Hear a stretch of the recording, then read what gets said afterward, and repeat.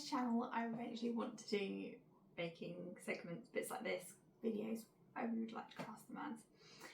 But currently I kind of feel like my kitchen isn't aesthetically enough or maybe set up well enough for it. So I haven't done it so far, apart from little kind of snippets that I've shared through shorts. However, start before you're ready. So I'm going to try and do it today. This is technically part of my sourdough from scratch series, because I'm going to be making discard cheese scones. But this is kind of the setup I create so far in my kitchen. So you'll potentially see some more like this coming, and then who knows what my kitchen will look like in the future. So maybe then it will be a bit more how I'd like it to be, or ideally how I'd like it to be. So, discard scones. I've kind of weighed bits up. The only thing I haven't weighed yet is my starter. Kind of expanded out of the jar, so I've put it in a little ramekin to keep it safe as well. It's essentially going to be kind of mix wet ingredients, mix dry ingredients, add them together, essentially. So, what have we got? We've got self-raising flour, we've got butter, obviously sourdough starter, it's probably been out the fridge maybe 10-15 minutes. Water, don't really need to be specific on temperature. Paprika, I always like to pop some sprinkled paprika in my scones. This is optional, you could switch for mustard powder if you wanted to. Baking powder, and then grated cheese as well. Start, I'm going to pop our dry ingredients in the bowl. So we're going to do our flour. That's 251 grams. I'm going to do 3/4 of a teaspoon. So I've got a 1/2 teaspoon and a 1/4 teaspoon. You do want to fairly make it level.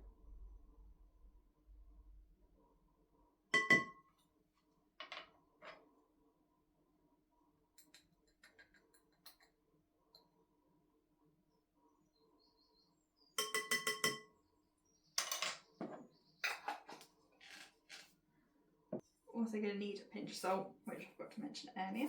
So sprinkle that in, and then I just eyeball my paprika. So I give a few good shakes in, and then we're going to rub in the butter. So I kind of roughly cubed it as I was weighing it out. So I'll probably just chop up some of the bigger bits as I put it in.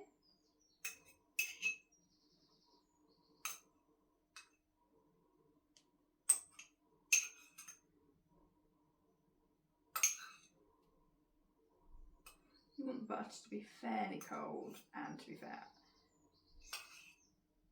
I have done it with mine as well, or baking spread.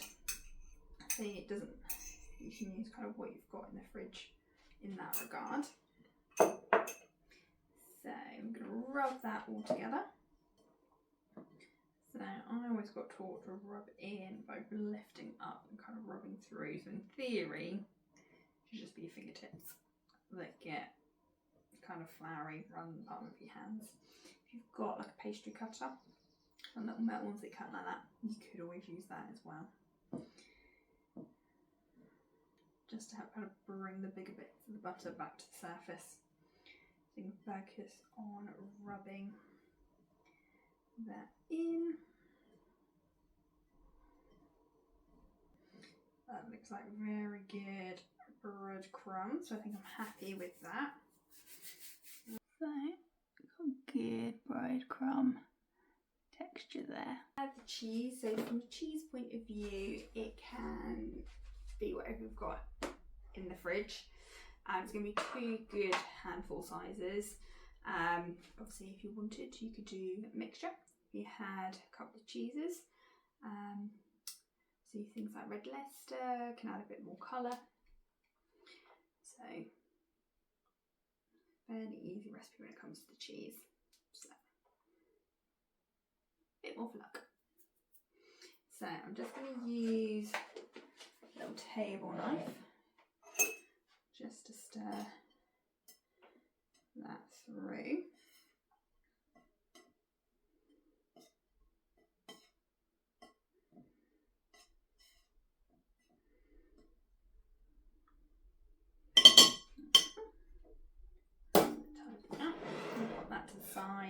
to work on our wet ingredients next. Wet ingredients are going to be equal part water and sourdough starter. I'm going to mix it into here first, and then make a well in the middle and mix it into the dough. So when using sourdough, metal is what I found so far that works best and plus easiest. My scale or table.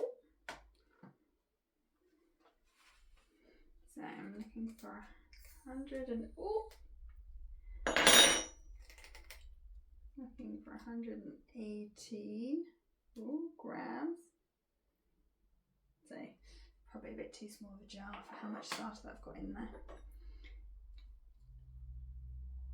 Like, it's such a good, like, probably looks just as good as my starter does. I'm going to weigh it straight into the water. And for like the size of jar it is, this actually does take a good amount of the starter or discard out of it. Depends on how you follow with your sourdough starter recipe. Some will say keep feeding it, discarding it. Others, so the one I've done in my sourdough starter 2.0, which I'll link in a card above, Elaine suggests just feeding it and using mixture as you need it rather than specifically creating discard.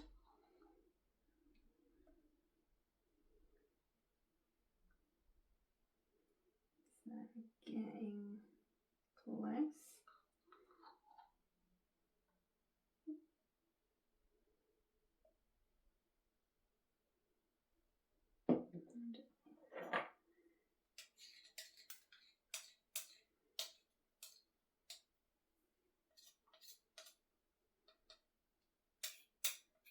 Not quite enough from scraping. Need another 3 grams.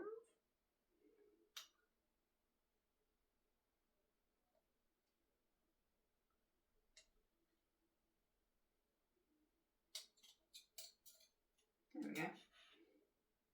So, because sourdough starter can go quite like cement, I'm going to quickly clean up my spoons, and then I will be back. Cleaned up. I've also put my sourdough starter back in the fridge so it doesn't get active.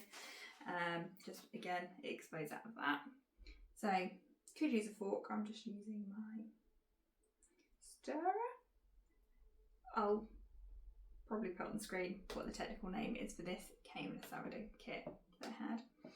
So I'm just going to mix the water and sourdough starter together to almost kind of dissolve the starter, essentially, what you're looking for.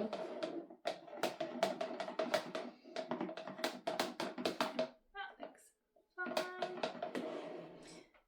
So I'm going to make well in the mix. I'm going to use my stirrer to combine, so I'll get rid of that knife.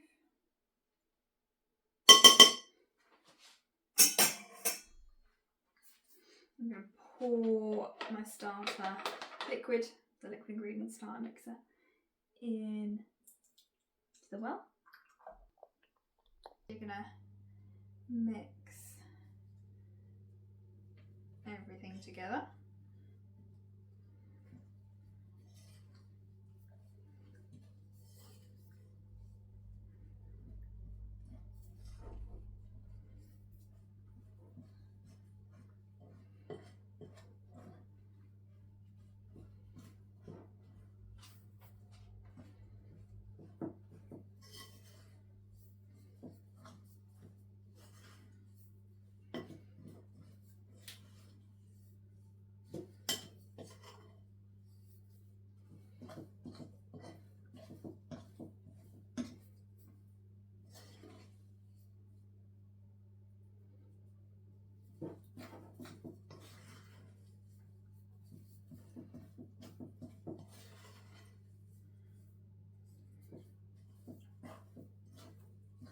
Looks like it's still fairly kind of wet. I'm going to pop it onto a floured surface, do a slight knead, don't want to overwork scone dough, and then I actually pat out my dough rather than roll it out. Put that to the side as well, it's got a bit more space.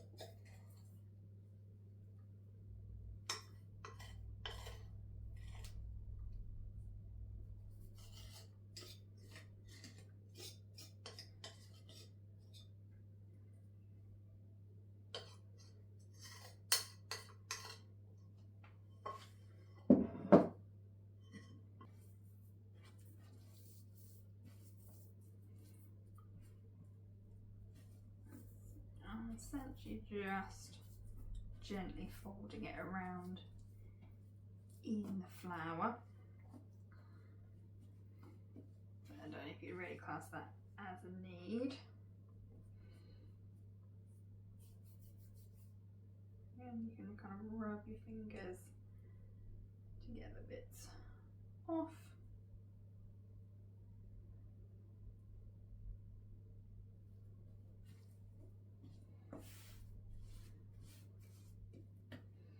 And then I always pat my scones, whether they're sweet or savoury ones, out as a way to not overwork the dough. Same with as you re-roll it, so recollect it to get more out of it. If you're using a cutter, I would always pat in between each one. Because I'm using a cutter, I'm going to create like a little pile of flour that I can dip my cutter in. I am using a 8cm round scone because these kind of going to be for lunches for me, so I like them fairly big. You could always use a smaller cutter, or if you wanted to, you could even pat this out into round, get a sharp knife or a bench scraper. That's what I sometimes like to use for my scones, and cut it into triangles if you want that instead.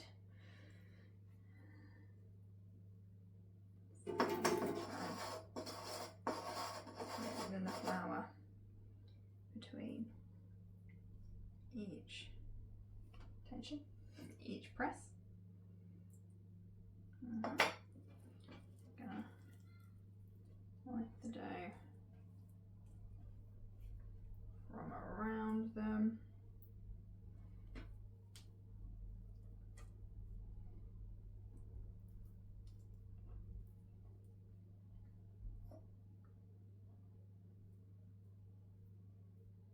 And as gently as you can, I'm going to lift them up and pop them onto a lined baking sheet.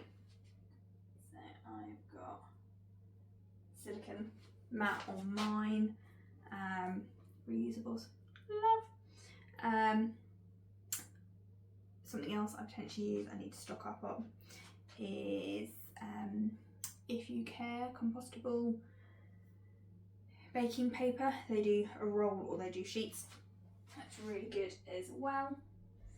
As you literally just compost it, put it in your food caddy for collection or in a home compost once you're finished, because it composts, it doesn't matter if it's got a bit of food residue on as well.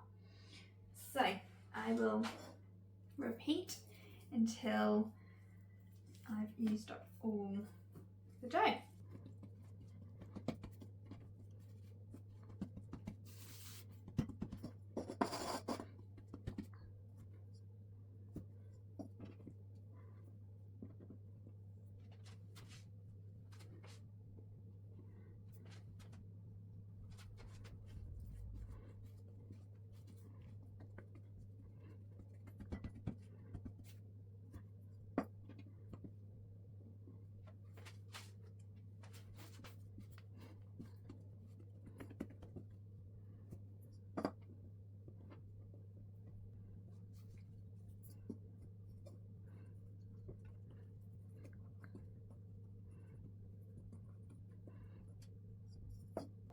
So I find that this recipe makes 8. I've got 6 on here, I've got 2 on another tray here. I'm going to pop them in a preheated oven at 180 and bake for about 20-25 minutes, and then we'll see what they look like.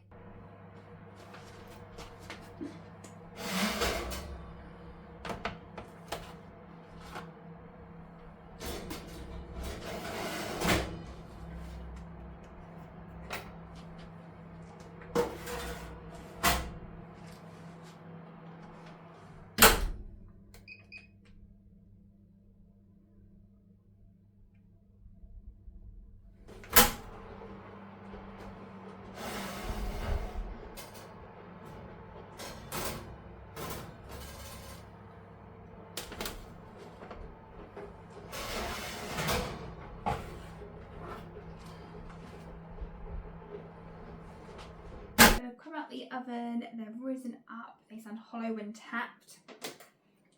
Put them down there, so sound good. So I'm going to let them cool for a little bit on the cooling rack, and then I'll break one open and show you what they look like.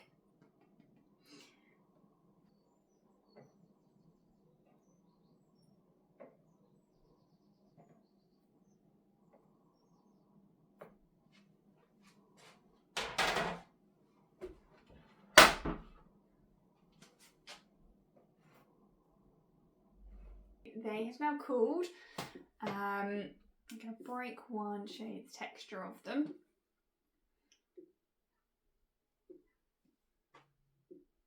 So they're really nice and soft and fluffy.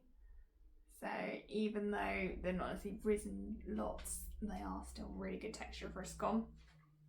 Really good just as they are, / even a bit warm from the oven. If not, serve them with a butter, whether it's a flavoured butter or a plain butter. They're really, really good.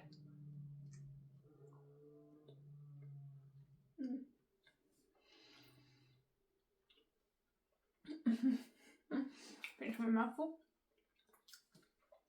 So if you want to have a go at making these, I will leave the description. I'll leave the recipe link down in the description. And if you do make them, come let me know what you think of them in the comments. And stay tuned for the next